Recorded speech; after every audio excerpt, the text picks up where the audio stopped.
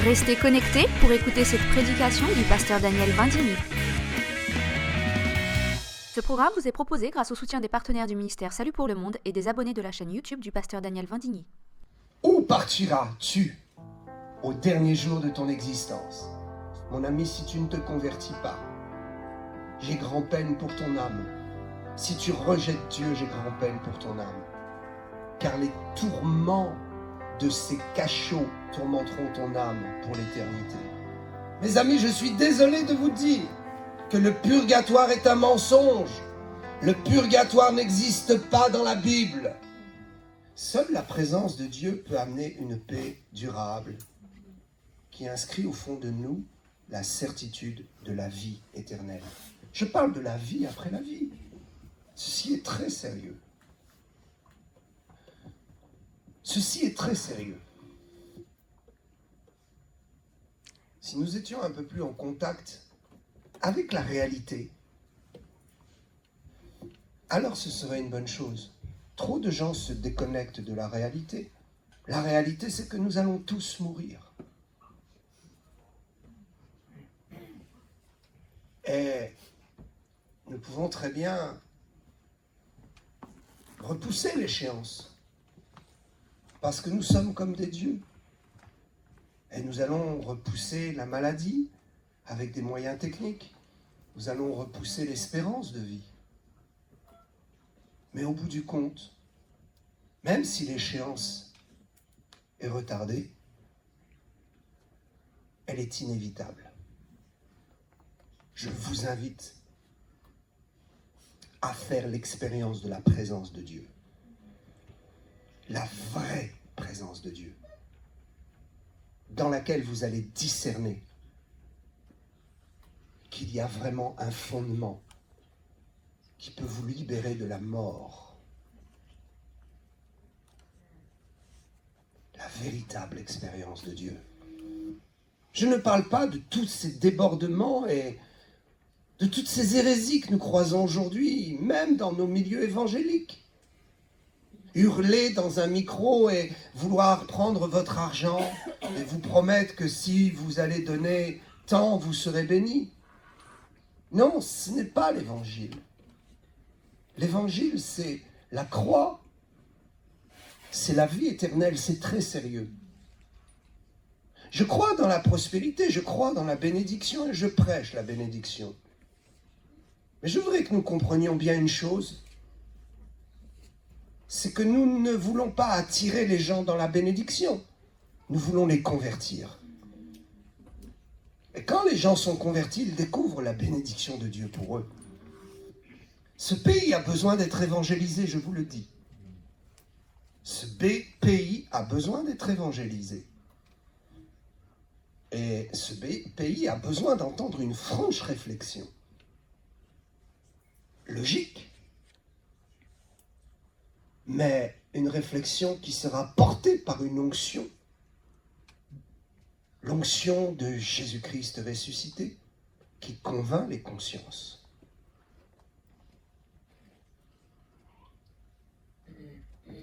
Je voudrais vous lire un texte dans Jean 6,40 qui est bien connu. La volonté de mon Père, c'est que quiconque voit le Fils et croit en lui ait la vie éternelle. Et je le ressusciterai au dernier jour. Il y a une volonté parfaite. La volonté de Dieu, mon ami. La première volonté de Dieu, c'est cela. C'est que tu vois Jésus-Christ. Non pas avec tes yeux de la chair, mais avec tes yeux de la conscience, de l'entendement, de ce qui fait de toi une réelle personne. L'esprit à l'intérieur de toi a la capacité de rencontrer Jésus, de le voir, de le sentir et d'être totalement impacté par la réalité de sa résurrection. La véritable vue n'est pas celle que nos yeux nous donnent.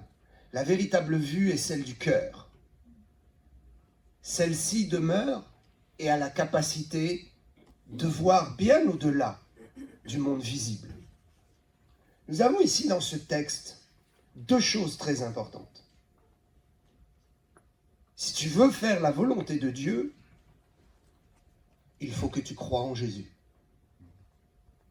C'est la base de toute réussite dans la foi. C'est la base de la réussite dans la vie chrétienne. C'est que tu crois réellement en Jésus-Christ, que tu crois dans son message, que tu crois qu'il t'aime, que tu crois qu'il t'a pardonné tes péchés, et que tu crois réellement qu'il fait de toi un homme, une femme libre, totalement libre.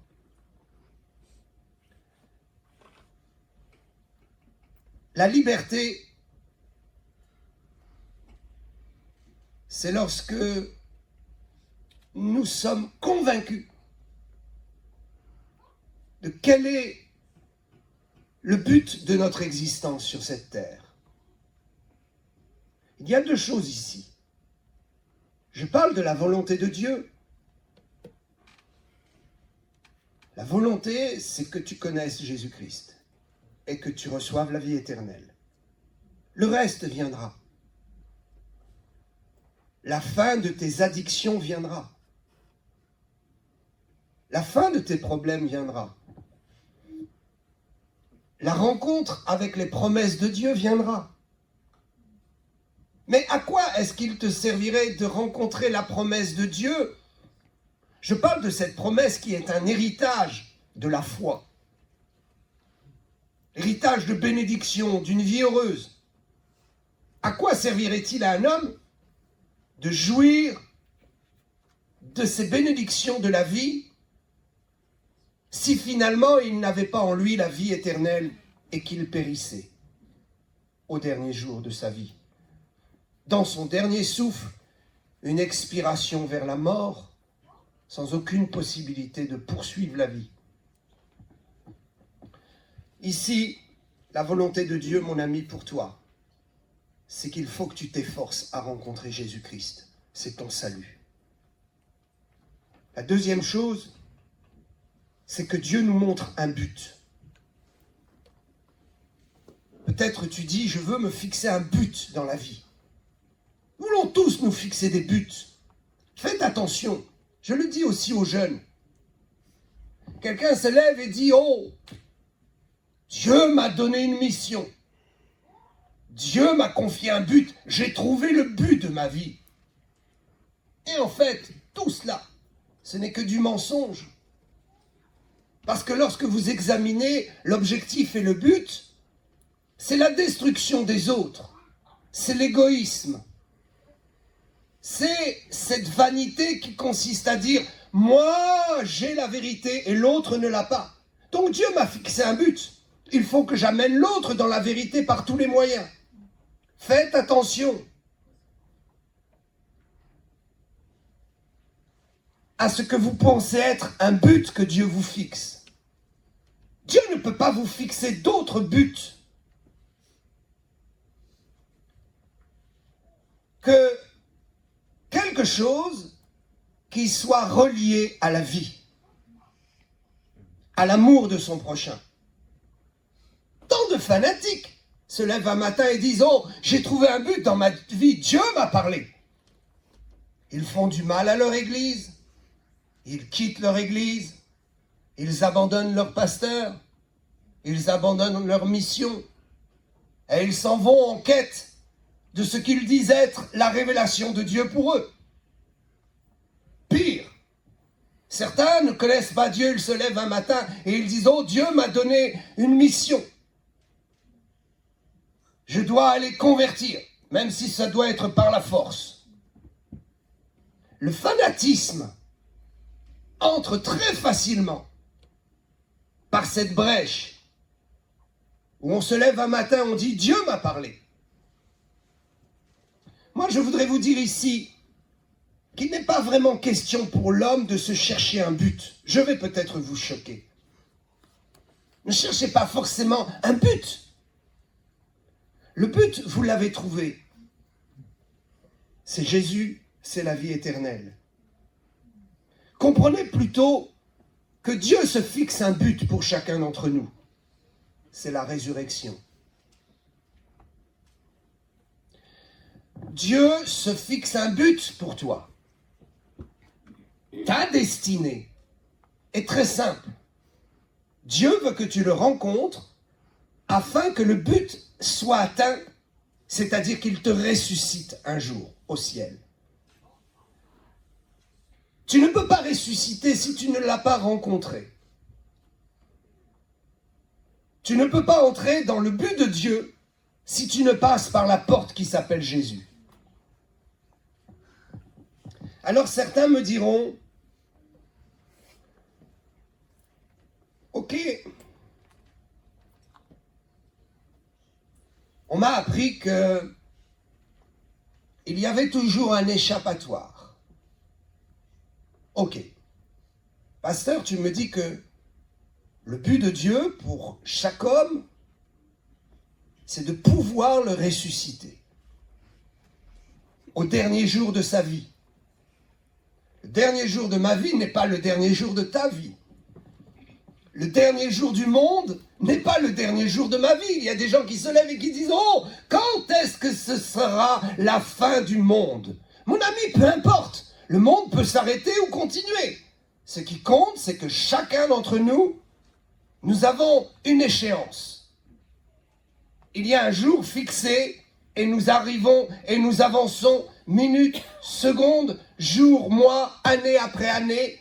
Nous marchons inévitablement vers cette échéance qui est la nôtre. La fin de nos jours sur cette terre. Et très certainement, la fin de mes jours sur cette terre ne sera pas la fin du monde. Car je partirai très certainement avant que le monde ne s'arrête. Alors je crois que si tout homme veut marcher dans la paix et l'équilibre, il devrait quand même penser à lui. Avant de se poser des questions existentielles sur le monde qui l'entoure.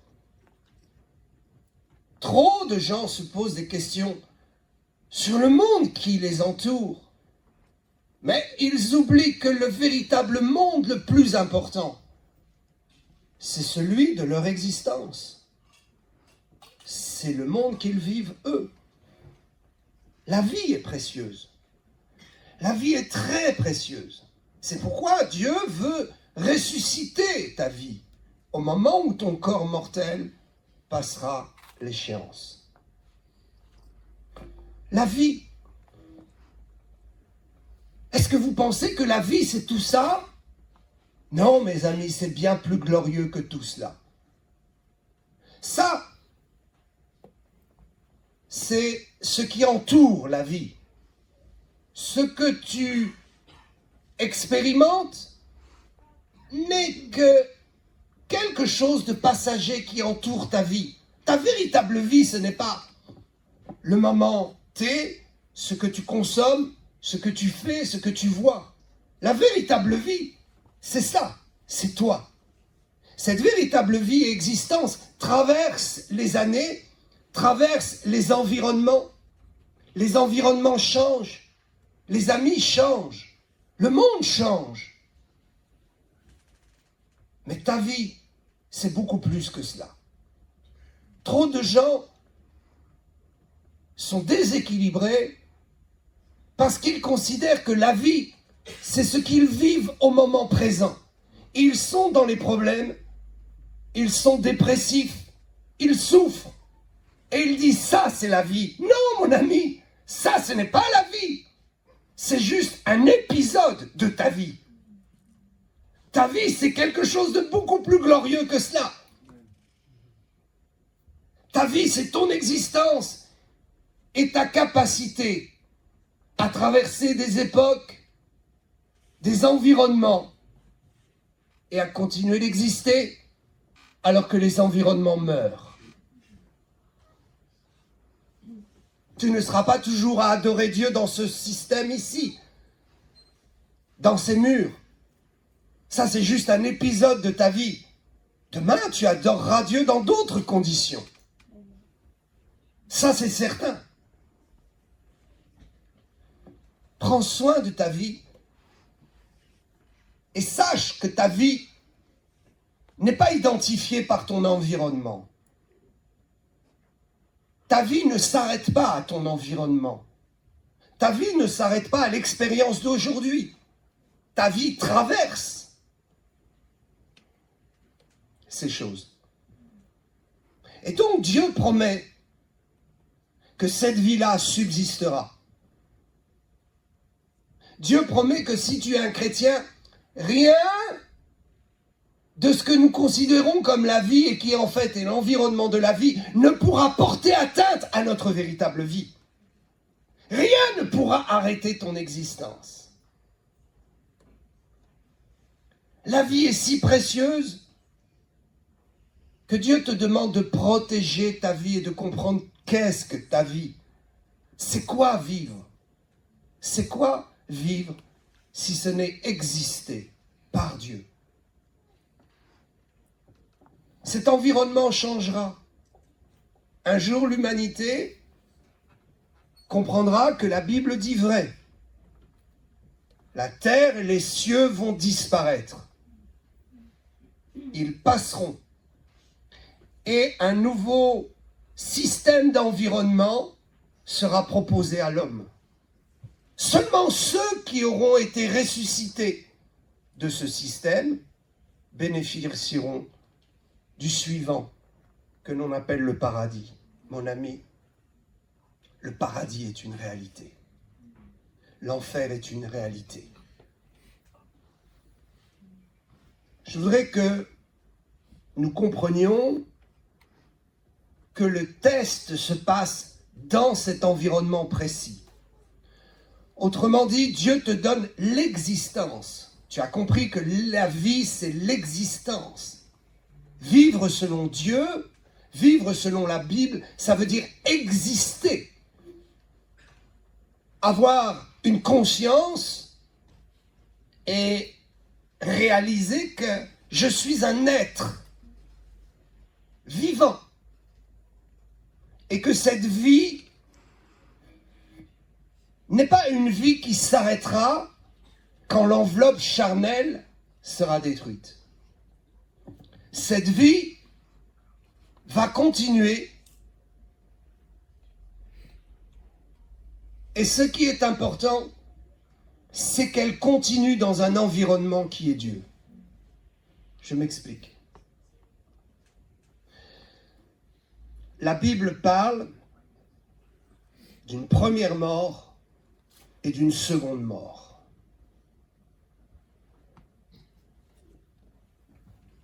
La première mort, c'est lorsque tu passes de cet environnement terrestre vers un autre environnement.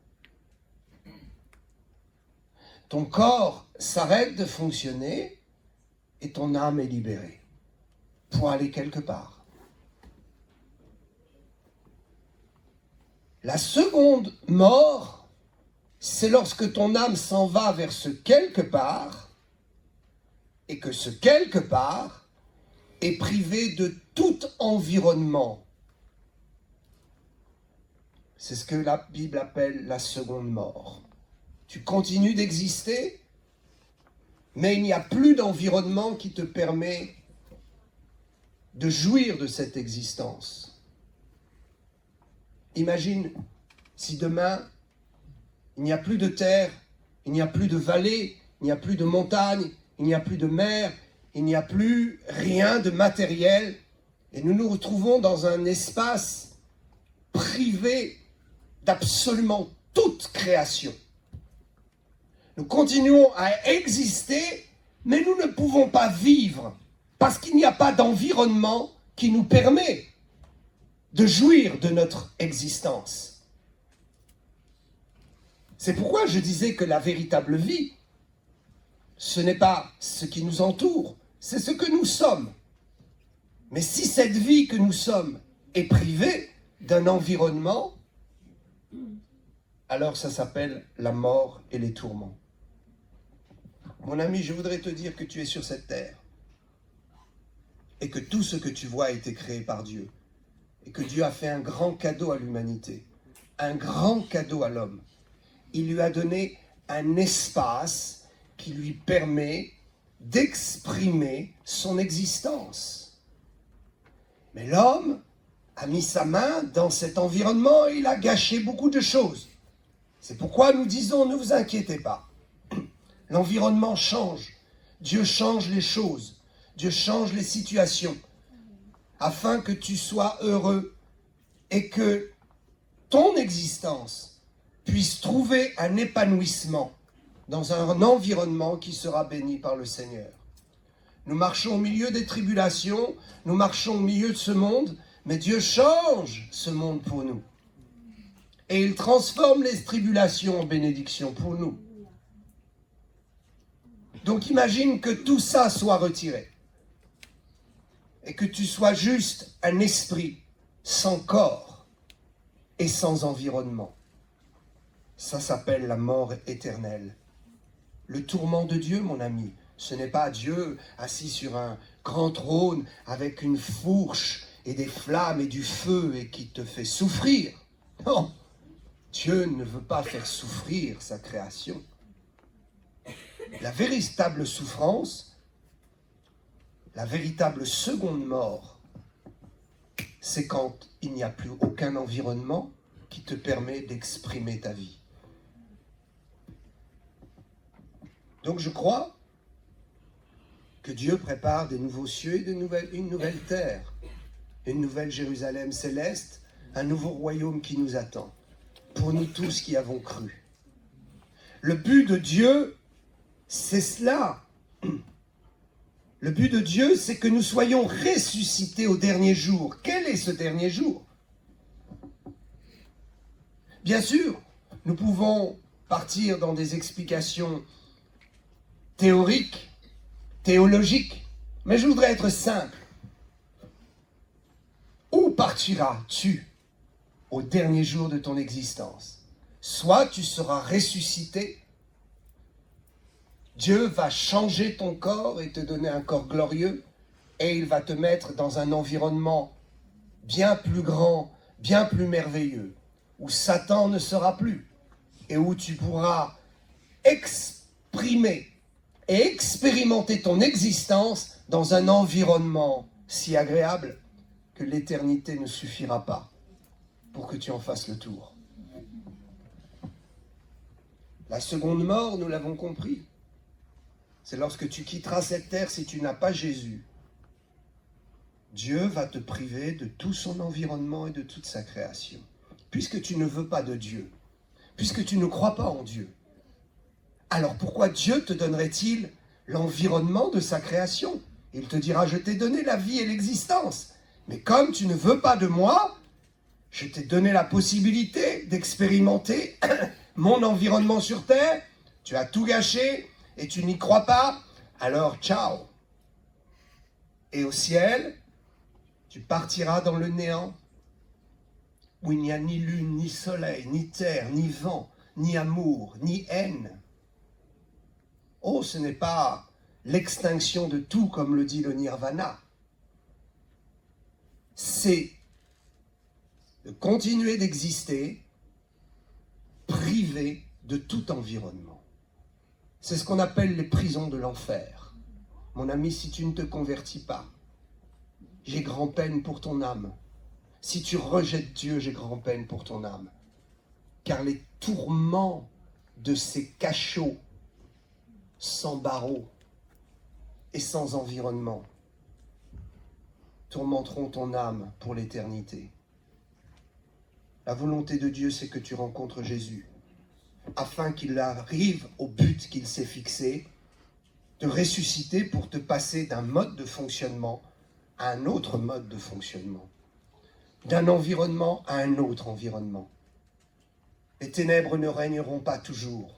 Et cet environnement terrestre et matériel n'est juste qu'un emplacement où Dieu a mis l'homme afin qu'il soit testé et afin que l'homme puisse choisir de son libre choix s'il veut accepter un créateur ou le rejeter. Alors certains diront, oh mais il y a sûrement une possibilité transitoire. Si je vis ma vie dans cet environnement et que je ne cherche pas Dieu, quand je vais mourir, je pourrai aller dans un endroit transitoire où Dieu me purifiera et me proposera encore de me convertir. C'est ce que certains appellent le purgatoire. Mes amis, je suis désolé de vous dire que le purgatoire est un mensonge. Le purgatoire n'existe pas dans la Bible. Vous savez d'où vient cette histoire de purgatoire? Ça vient du 2e livre des Maccabées, chapitre 12 et verset 46. Le livre des Maccabées n'est pas un livre deutérono-canonique ou un livre qui a été canonisé. C'est un livre qui est un additif. Je vais vous faire un peu d'histoire. Les Juifs ont canonisé leurs livres dans l'Ancien Testament. Et ils sont tombés parfaitement d'accord. Autrement dit, du temps d'Élie, il y a des prophètes qui ont écrit. Du temps du roi David, il y a aussi des sacrificateurs, des Cohen qui ont écrit. Et les Juifs ont pris ces écrits et ils ont dit, ok, tous ces écrits sont bons. Mais il faut que nous nous placions devant Dieu pour savoir quels sont les écrits qui demeurent parole de Dieu pour l'humanité, pour les générations à venir. Peut-être que Jonathan a écrit un livre. Après tout, il était l'ami de David, n'est-ce pas? Il devait être très inspiré. Mais très certainement, ce qu'il a écrit était bon pour ses contemporains, mais n'était pas parole de Dieu validée pour toute l'humanité et toutes les générations. Ce qu'il y a de magnifique, c'est quand les Juifs ont canonisé l'Ancien Testament et qu'ils ont dit, ok, ceci, c'est un livre qui est inspiré de Dieu pour les générations. Nous voyons que ces livres ont traversé les époques, les générations. Ils ont traversé tant de complexité humaine et dans chacune des générations, ce livre a été adapté. Comment trouver une sagesse qui s'applique à toutes les couleurs de peau, à toutes les générations, à tous les systèmes d'hommes, à tous les pauvres ou les riches? Et puis, quand est arrivé Jésus, il y a eu aussi beaucoup de lettres qui ont été écrites. Les gens se levaient et écrivaient des choses à propos de Dieu. Donc, à un moment donné, ils ont dit, il faut qu'on rassemble tous ces écrits et qu'on canonise, autrement dit qu'on mette une limite à ce qui peut être livre du Nouveau Testament. Il y a trop de livres et de parchemins qui circulent. Il faut vraiment que Dieu nous inspire pour savoir quelles sont les lettres qui devraient être conservées pour les générations à venir et les lettres qui sont vraiment inspirées de la sagesse de Dieu au mot près et qui peuvent traverser les époques en étant toujours aussi efficaces pour celui qui croit. Donc ils ont arrêté le canon du Nouveau Testament avec ce qu'on appelle les Septante. Ce sont des Juifs qui se sont réunis parce que les chrétiens ont fait appel aux Juifs pour dire, écoutez, aidez-nous à y voir clair et à répertorier nos livres. Et il y a eu donc ce premier canon avec la Bible telle que nous l'avons aujourd'hui dans nos milieux évangéliques avec la traduction Louis II. Mais voilà, l'homme reste l'homme. Et après coup, les chrétiens ont voulu rajouter des livres. Ils ont donc rajouté des livres qui n'étaient pas du premier canon officiel. Et ces livres rajoutés posent réellement problème. Ils posent un grand problème, ces livres-là. Pourquoi? Parce qu'ils viennent contredire ceux qui font partie du premier canon. J'espère que je suis clair. Ce que je veux dire, c'est que la Bible a été scellée une bonne fois pour toutes. Et ensuite, il y a eu des livres qui ont été rajoutés. Donc il y a certaines versions où vous verrez livre des Maccabées, des chapitres supplémentaires au livre de Daniel et autres. Il faut lire mon livre sur comment la Bible a été constituée, je vous le recommande. C'est un petit ouvrage qui ne fait que 5 €, qui est très efficace pour votre compréhension. Donc, ils ont rajouté 1 Maccabée, 2 Maccabée dans l'Ancien Testament. Et à travers ces textes, il justifie certaines choses qui sont désapprouvées totalement par l'apôtre Paul. Notamment cette notion de « je peux échapper sur terre à Dieu, j'aurai une seconde chance après ». C'est absolument faux. Parce que la Bible est très claire. Hébreux 9, 27 dit « Il est réservé aux hommes de mourir une seule fois, après quoi vient le jugement. » Il est réservé aux hommes de mourir une seule fois. C'est la première mort, la mort du corps qui libère l'âme. La seconde mort, c'est quand l'âme est privée du corps et n'obtient pas la résurrection, ne récupère pas un corps ressuscité. Ça, c'est la deuxième mort. La première mort, qu'on croit en Dieu ou qu'on ne croit pas, on y passe tous. Mais derrière cette première mort, deux possibilités. Ou je récupère la vie éternelle par la résurrection de mon corps terrestre qui sera changé en corps spirituel, ou je ne peux pas récupérer mon corps. Il n'y a pas de résurrection. Et donc mon esprit est privé de corps, corps céleste, et éjecté en dehors de la présence de Dieu, dans un environnement où il n'y a plus rien, où il n'y a plus aucune création. Ce sont des tourments qu'on ne peut même pas décrire avec des mots humains. Donc, la Bible dit, il est réservé aux hommes de mourir une fois, après quoi vient le jugement. Après cette première mort, aucune possibilité de repasser devant Dieu ou de refaire une expérience ou d'être réincarné sur terre ou je ne sais quoi. Il n'y a pas de deuxième chance. C'est comme cela. Ce n'est pas moi qui fixe les règles, c'est le Seigneur qui fixe les règles. Et les règles sont parfaitement établies dans la Bible. Et si vous n'y croyez pas, priez. Dieu vous montrera que la Bible est la vérité. Dieu vous montrera, vous lirez la Bible et vous serez transpercé dans votre âme par une puissance surnaturelle. Et vous vous direz, ce livre-là est vraiment miraculeux. Ce livre-là est vraiment la vérité. Et le Seigneur vous convaincra. Moi, je ne peux pas vous convaincre. Je peux juste vous montrer la direction. Mais si vous voulez vraiment savoir la vérité, alors allez-y dans cette direction. Et considérez ce que j'ai dit. La vie, ce n'est pas l'environnement dont vous profitez. Détachez-vous de cet environnement et considérez que la vie, c'est vous.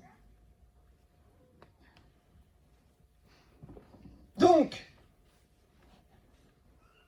quand Jésus est mort à la croix, dans Jean 19, 30, il dira « Tout est accompli ». Autrement dit, rien que par ces deux choses, ces deux versets, nous comprenons qu'il n'y a plus rien. Et nous comprenons aussi qu'il n'y a pas d'autre chance, puisque aucun des textes canonisés, aucun des textes de la Bible chrétienne ne fait allusion à une possibilité d'une seconde chance. Je voudrais que vous ne soyez pas trompés, parce que si vous vous trompez vous-même, vous serez déçus, il n'y aura plus de possibilité de faire marche arrière. Donc, cette notion de purgatoire ne peut être qu'une notion terrestre. C'est sur terre qu'il faut que tu sois purifié. Après, tu ne peux plus être purifié.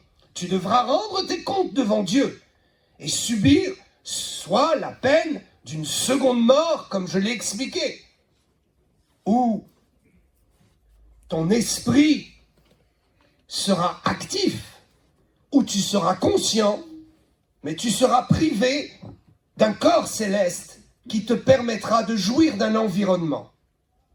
Une vie sans environnement n'est pas une vie. La Bible appelle cela la mort. Bien que tu vives, Dieu dit tu es mort. Donc je peux exister et être mort quant à la jouissance de cette existence que nous appelons la vie. Je peux exister et être mort, parce que mon existence ne peut profiter de rien. Donc mon existence est morte, mais je suis toujours conscient. La mort, selon Dieu, est une privation de la jouissance de la vie, mais ce n'est pas l'extinction de la conscience. Je suis toujours conscient. Imaginez quelqu'un qui a un accident tétraplégique, qui ne peut plus bouger du tout. Il ne peut plus faire fonctionner son corps, il est assis ou allongé dans un lit d'hôpital. Il existe, mais son existence est absolument affreuse, parce que cette existence ne peut pas se connecter avec un environnement qui lui permet de jouir de cette existence. Donc, le purgatoire est sur terre. C'est sur terre que tu dois te purifier. Et comment donc? Par l'acceptation du sacrifice de Jésus qui va changer ta vie. Écoutez bien. Certains disent, oh, il suffit juste d'accepter Jésus et je suis sauvé. Mon ami, ça va bien plus loin que cela. Dès l'instant où tu acceptes le sang de Jésus, une opération va se faire en toi. Tu vas être poussé, conduit à un changement de nature. Le pouvoir de l'acceptation du sang de Jésus va transformer ta nature. Parce que Jésus est réel. Ce qui prouve qu'il est réel, c'est que ceux qui l'invoquent changent de nature. Si vous voulez prouver l'existence de Dieu, montrez simplement quelqu'un qui était un bandit, un rebelle, et qui juste en a eu assez de cet environnement de souffrance. Il se met à genoux et il invoque Jésus. À ce moment-là, quelque chose se passe. Il n'est plus le même homme. Sa condition a changé, il est né de nouveau. Il est devenu un nouvel homme. N'est-ce pas une preuve tangible que quelque chose d'extérieur est arrivé en lui? N'est-ce pas la preuve tangible qu'il y a une force invisible qui a agi? Le purgatoire est sur cette terre. Le purgatoire, c'est le sang de Jésus qui te libère. Dieu a pris ta condamnation. Et ce sang purifie ta vie et attire le ressuscité dans ton cœur qui va changer ta vie et ton existence. Je crois que la nouvelle naissance se voit. La nouvelle naissance est visible, mes amis. Il suffit de voir ceux qui sont nés de nouveau en Jésus-Christ. Leur langage change, leur pensée change, leur prise de position change. Leur environnement change. Parce que Dieu va changer leur environnement afin que le mécanisme de la vie éternelle commence. Non pas au ciel, mais déjà ici-bas. Regardez, il y a des gens qui vivent au même endroit. Leur vie est épouvantable et ils veulent mourir. Et d'autres, au même endroit, leur vie est un paradis. Pourquoi? Parce que quand nous avons reçu Jésus-Christ, notre environnement n'a plus le même impact sur nous. D'abord, Dieu change les choses et notre regard sur notre environnement. Et Dieu nous donne la possibilité, par la puissance qui agit en nous, de commander à cet environnement d'être une bénédiction pour nous. De commander à cet environnement d'être une bénédiction pour nous. C'est pourquoi Paul disait « Je me plais dans le luxe et dans la pauvreté ». Partout où Dieu m'envoie et où je suis obligé de supporter la pauvreté parce qu'on ne peut pas faire autrement dans ces endroits-là, alors je suis autant heureux. Parce que j'ai le pouvoir de changer mon environnement et de rendre mon environnement agréable et pas agressif. De ne pas rendre mon environnement agressif pour mon âme. La dépression. Regardez la dépression. C'est souvent très subjectif. C'est quand vous vous laissez influencer par un environnement qui vous raconte une histoire terrible et qui projette la peur du lendemain, qui projette un scénario terrible qui n'est pas encore forcément arrivé. Mais si Jésus vit en vous, cette projection du futur sera changée. Cette projection, je vous assure, du futur sera changée. Parce que nous avons le pouvoir de changer les choses. Donc, le purgatoire, c'est le sang. Et il n'y en a pas d'autre. Dieu avait appelé Israël dans le désert à avoir un tabernacle. Afin de sacrifier dans ce tabernacle des animaux, de faire couler le sang, de faire le service du temple, de faire le service de Dieu et d'identifier le purgatoire. D'identifier un endroit où il se passe une purification pour l'âme repentant. Ceci n'était que les choses, l'ombre des choses à venir. Il y a eu ensuite le temple. Et dans le temple, ils ont continué à sacrifier, à faire couler le sang. Et ce sang parlait de purification. Et ce sang parlait de purgatoire sur cette terre. De possibilité d'accepter que le sang coule pour mon pardon. Afin que par ce mystère de cette acceptation, Dieu change ma vie. Le sang lave vraiment. Le sang de Jésus peut vraiment laver ta vie. Le sang de Jésus plaide pour toi afin qu'il n'y ait plus de condamnation dans ton esprit, mais que tu te sentes libre. Il y a donc le tabernacle sur cette terre, le temple à Jérusalem, et voilà que Jésus est venu.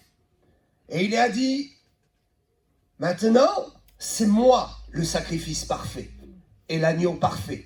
Tout le sang qui a coulé avant n'était juste que pour réveiller l'homme et lui faire prendre conscience de son péché et lui faire prendre conscience qu'il viendrait un sacrifice plus excellent pour sauver l'homme de la mort éternelle, de la seconde mort.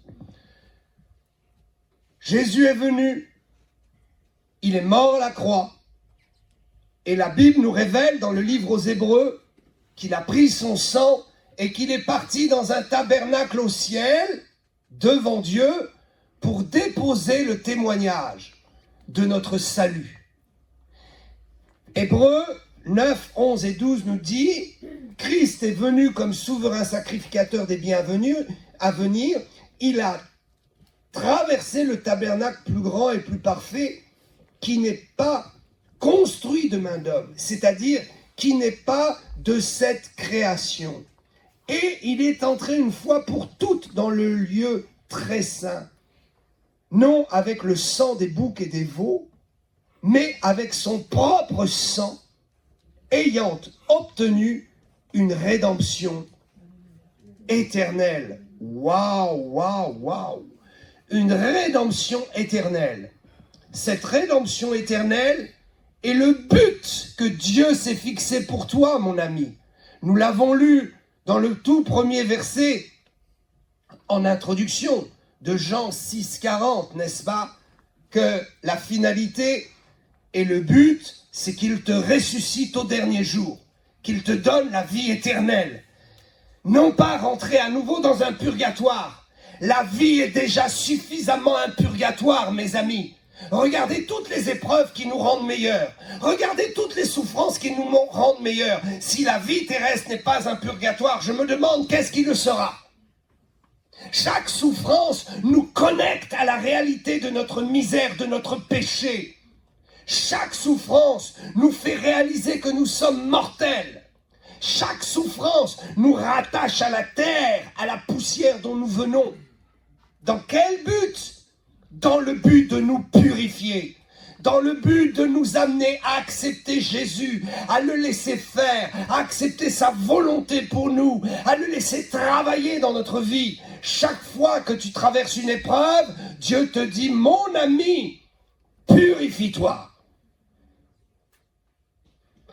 Les épreuves sont un moyen que Dieu utilise pour nous faire entrer dans le projet de la vie éternelle. Je vous assure que toute épreuve dans ce monde a pour but de faire connaître la vie éternelle aux hommes. Le problème, c'est que tant de gens l'ignorent. Tant de gens interprètent leurs souffrances différemment. Mais la vérité est bien là. La vérité est là. Je vais vous dire un mystère. Il y a 2 morts. Et il y a 2 résurrections. La première mort est commune à chacun. Notre corps va s'éteindre et notre esprit va sortir du corps. Possibilité pour ceux qui ont accepté Jésus, ce corps dans la poussière sera ressuscité et transformé dans un corps spirituel qui permettra à son esprit de jouir d'une nouvelle dimension. Ce qui permet à notre esprit de jouir de la dimension physique, c'est le corps. À travers nos sens, à travers le corps, nous identifions ce qu'est notre environnement terrestre. Quand nous allons partir au ciel, Dieu va prendre ce corps de la poussière, il va le ressusciter en corps spirituel et glorieux, pour que ce corps ne fasse qu'un avec notre esprit. Et que notre esprit soit identifié au milieu d'une nouvelle création. Donc ça, c'est la première mort qui est suivie de la résurrection pour ceux qui ont cru. Et ensuite, il y a ceux qui n'ont pas cru, qui vont mourir comme nous tous, mais qui ne seront pas ressuscités comme les chrétiens. Leur résurrection ne sera pas une résurrection qui leur permettra d'avoir un véhicule qui leur permet de vivre dans l'espace nouveau de Dieu. Ils seront privés de cette réalité d'un corps spirituel. Donc ils seront ramenés à la vie.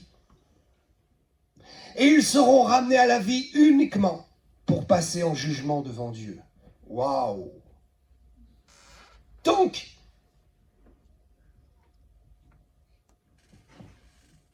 il y a la première résurrection qui offre un corps ressuscité éternel et la jouissance d'un environnement qu'on appelle le royaume de Dieu, le paradis. Et il y a ensuite une autre résurrection pour ceux qui meurent et qui vont ressusciter, mais sans corps spirituel. Ils reviendront à la vie, ils seront sortis du séjour des morts pour être présentés devant Dieu et être jugés, et ensuite connaître la seconde mort. Imaginez, les âmes qui n'ont pas Jésus ressusciteront à la fin des temps.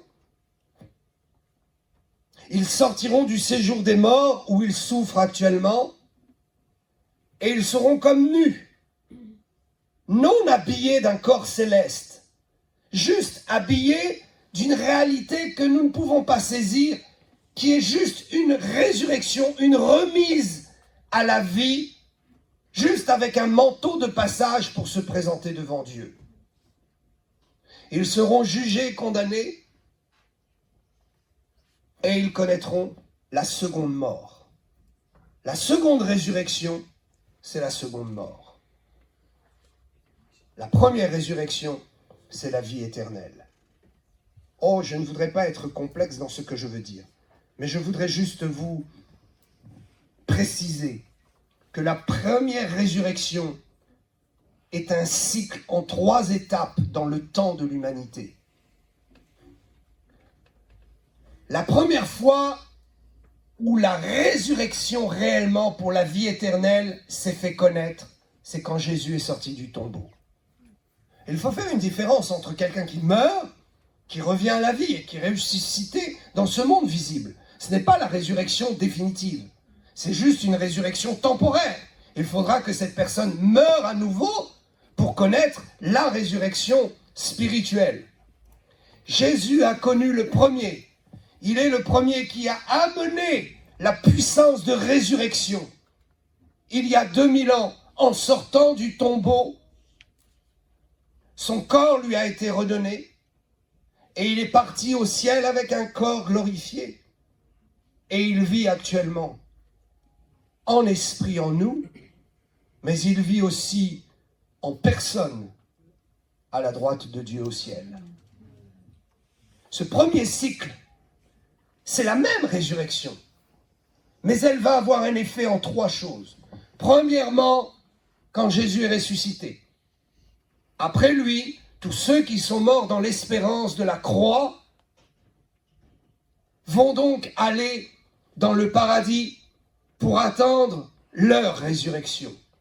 Le cycle numéro 2 de la résurrection, c'est au moment où Jésus va enlever son Église. Mon ami, j'ai une bonne nouvelle. Jésus revient sur cette terre. Et avant de revenir sur cette terre, il va enlever l'Église. Il va enlever les morts et les vivants qui ont cru en lui. Donc, ce sera le deuxième acte d'une même nature, d'une même résurrection. La résurrection que Jésus a connue au tombeau est la même nature de résurrection que connaîtront ceux qui vont être enlevés au ciel.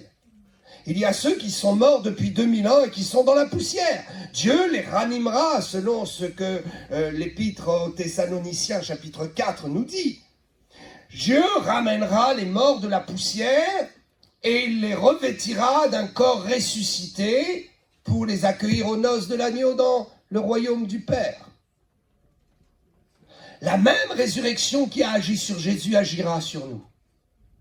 Elle agira sur les morts qui ressusciteront et elle va agir sur les vivants qui seront enlevés. Notre corps en un instant sera ressuscité. Il changera en un instant. Il s'éteindra et se rallumera en un instant. Quelle gloire! Les hommes de ce monde ne verront pas cet événement. Seuls ceux qui le vivront pourront le voir. On appelle ça l'enlèvement de l'Église et les noces de l'agneau. Que se passera-t-il quand l'Église sera au ciel en train de fêter les noces de l'agneau? En bas sur la terre sera le grand chaos de la tribulation de 7 ans. Cette 3e guerre mondiale qui arrivera inévitablement. Le problème, vous l'avez compris, ce n'est pas est-ce que ça va arriver, c'est quand est-ce que ça va arriver. Et l'échéance est de plus en plus proche, où le monde tombe dans la folie, où les guerres se préparent et où la grande haine contre Israël va commencer à surgir des nations. Donc, il y aura cette résurrection et cet enlèvement au ciel et sur terre, les 7 années de tribulation. Durant cette 7 années, la Bible nous dit que quelque chose de mystérieux va se produire. Israël va revenir à un système ancien testamentaire et va très certainement reconstruire le temple. Ils feront à nouveau le service du temple. Et durant ce temps, Dieu enverra 2 témoins, 2 puissants prophètes qui vont confondre les nations dans un système très ancien testamentaire. Ils feront descendre le feu. Ils feront des prodiges et le monde sera tourmenté à cause d'eux. La Bible nous dit que ces 2 prophètes, lorsqu'ils auront fini durant le temps des tribulations leur travail, ils seront mis à mort et ils seront ressuscités comme nous. La résurrection atteindra son 3e cycle. Durant les tribulations, ces 2 témoins connaîtront la mort et l'enlèvement comme nous le connaîtrons. Et puis il y aura tous ceux qui se convertiront pendant cette tribulation.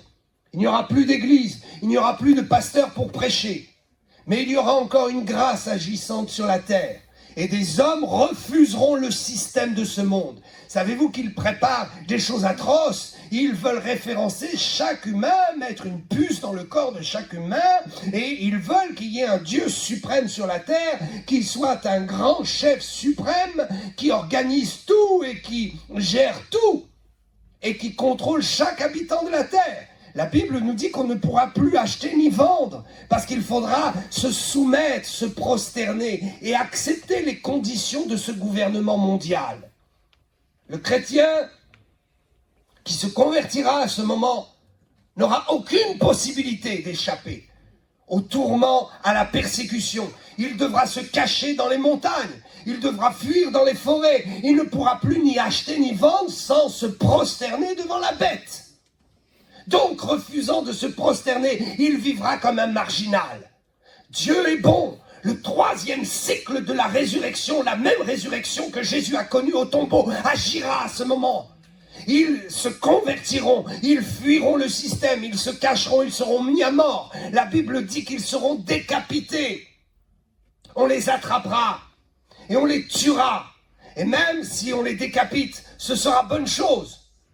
Parce qu'il y en a qui seront torturés. Et ils paieront très cher leur salut et leur appartenance à Jésus. À ce moment-là, mourant durant ces 7 ans de tribulation, l'Esprit de Dieu viendra les ressusciter et ils nous rejoindront aux noces de l'agneau. Ce que je vous dis est réel. C'est la résurrection qui est puissante et qui agit depuis 2000 ans. C'est la résurrection de ceux qui ont cru en Jésus-Christ. C'est la première résurrection. Regardez ce qui est écrit. Apocalypse 20, 4 et 5. Et je vis les âmes de ceux qui avaient été décapités à cause du témoignage de Jésus et à cause de la parole de Dieu et de ceux qui n'avaient pas adoré la bête ni son image, et qui n'avaient pas reçu la marque sur leur front ou leurs mains. Il n'est pas ici question de tous ceux qui ont souffert depuis 2000 ans de l'Église. Il est question de ceux qui seront confrontés à cette marque de la bête, qui n'aura lieu que durant ces tribulations. Il est donc ici question des tribulations. Regardez ce qu'il est écrit.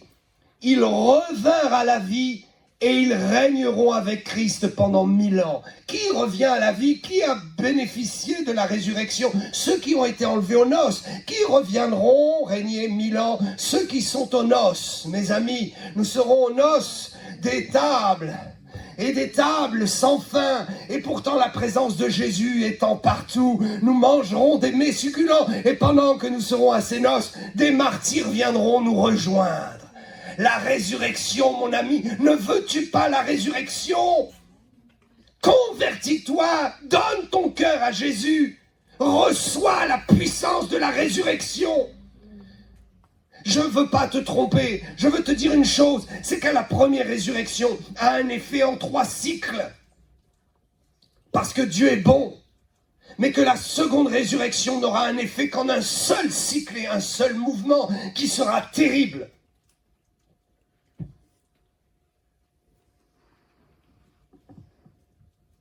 C'est la seconde mort. Il est précisé dans Apocalypse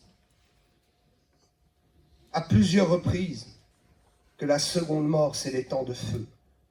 Et que Dieu, à la fin du monde, appellera toutes les âmes. Parce que ceux qui n'ont pas bénéficié de la première résurrection sont de le séjour des morts. Et ils attendent, ils vont pouvoir attendre comme ça longtemps. Mais à la fin, quand Dieu détruira le monde, la terre et les cieux, il appellera de la mer, des profondeurs de la terre, il rappellera toutes les âmes qui sont dans le séjour des morts et qui n'ont pas été appelées à la première résurrection. Il leur dira, venez, venez, venez. Ils sortiront du séjour des morts et ils diront, que se passe-t-il? Ils auront un peu d'espoir et ils se souviendront peut-être pour certains qu'un prédicateur l'avait dit. Mon ami, tu subiras une résurrection qui est la seconde résurrection qui n'est pas bonne du tout. C'est juste un temps où Dieu te rappelle devant lui et te donne un peu de dignité d'existence pour te signifier tout ce que tu as fait sur cette terre qui était mauvais, qui était mal. Tu crois que tu as accepté Jésus, mais tu as fait tout le contraire. Ta bouche a confessé Jésus, mais est-ce que ton cœur était à Jésus? Est-ce que ta vie a été changée par Jésus? Est-ce que tu ne t'es pas servi de l'évangile pour essayer d'améliorer l'extérieur? Mon ami, Dieu te prépare un environnement bien plus grand. Pourquoi tu cherches à construire ton royaume sur ce monde? Tu cherches l'argent, tu cherches même à prendre l'argent dans l'église ou dans la poche des chrétiens. Pour faire quoi? Pour changer ton environnement? Mais ce n'est que de courte durée. Parce qu'il arrive un temps où Dieu a préparé un environnement pour toi. Tu n'auras pas besoin de frauder pour l'avoir.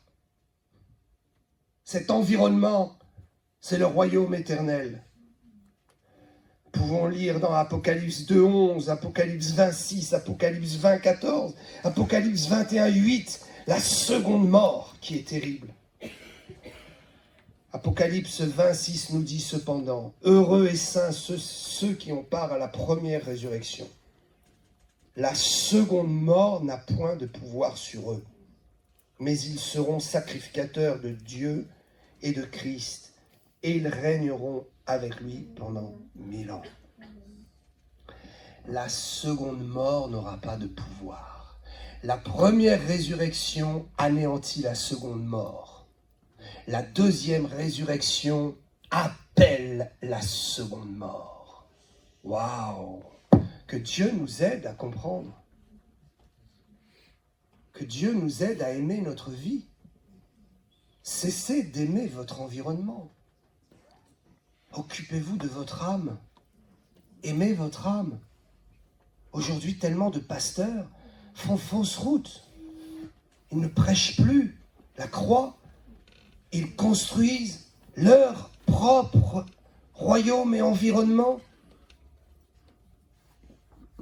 Ils n'ont pas compris que Dieu leur demande de s'occuper de leur vie. Ma vie, ce n'est pas ce que je traverse. Ce que je traverse n'est qu'un passage et un éclair. Ce que je suis vaut bien mieux que ce que je traverse. Mon ami, peut-être tu traverses des difficultés. Tu as envie de mourir même. Tu as envie d'en finir.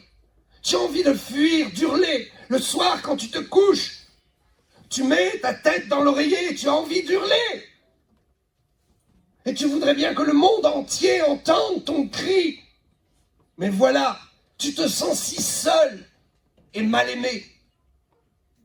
Mon ami, ce que tu traverses de difficultés, ce n'est pas ta vie. Ta vie est autre chose que cela. Ta vie est l'existence que tu as.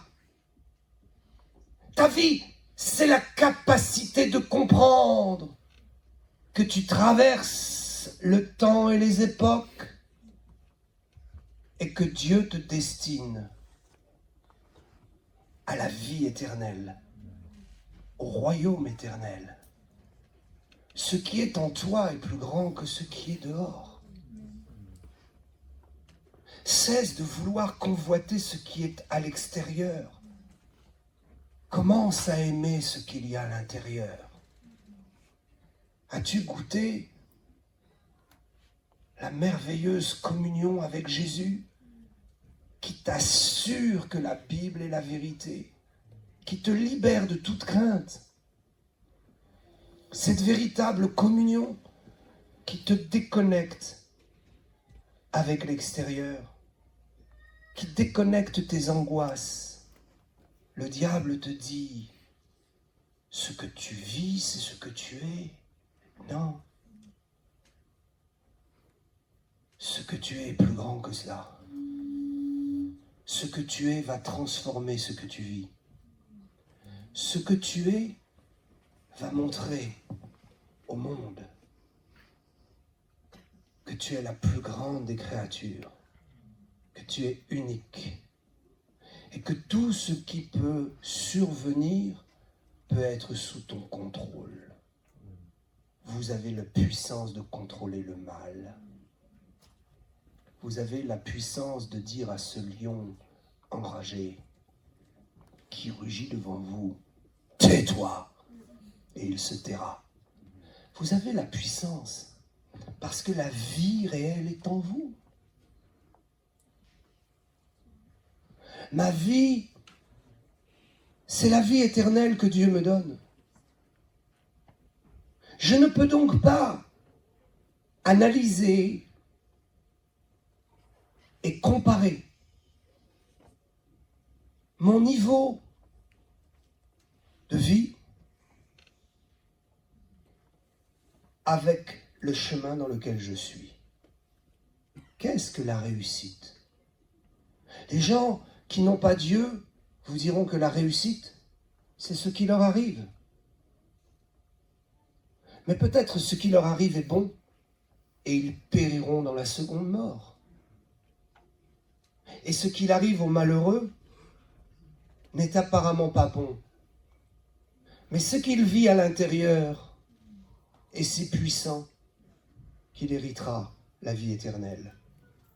Il est temps de se convertir, de donner sa vie à Jésus, de balayer nos souffrances par cette certitude. Les souffrances s'arrêteront, moi je continuerai. Les méchants s'arrêteront, je continuerai. Mes ennemis s'arrêteront un jour. Peut-être il y a des ennemis qui te combattent. Un jour ils arrêteront d'être tes ennemis. Peut-être même tu vas les fatiguer d'être tes ennemis. Et ils choisiront une autre cible. Le monde tourne, les choses tournent. Ce qui compte, c'est ma paix avec Dieu. C'est qui je suis avec Dieu. Ce qui compte, c'est que je serai ressuscité. Mon corps va connaître cette chose extraordinaire, le mouvement de la puissance de Dieu qui ressuscite et qui m'amène dans un environnement spécialement fait pour moi, qui sera vraiment le reflet de cette promesse de Dieu. Le but, c'est qu'ils aient la vie éternelle. Que Dieu soit loué. Levons-nous à notre place. There is power in the name of Jesus.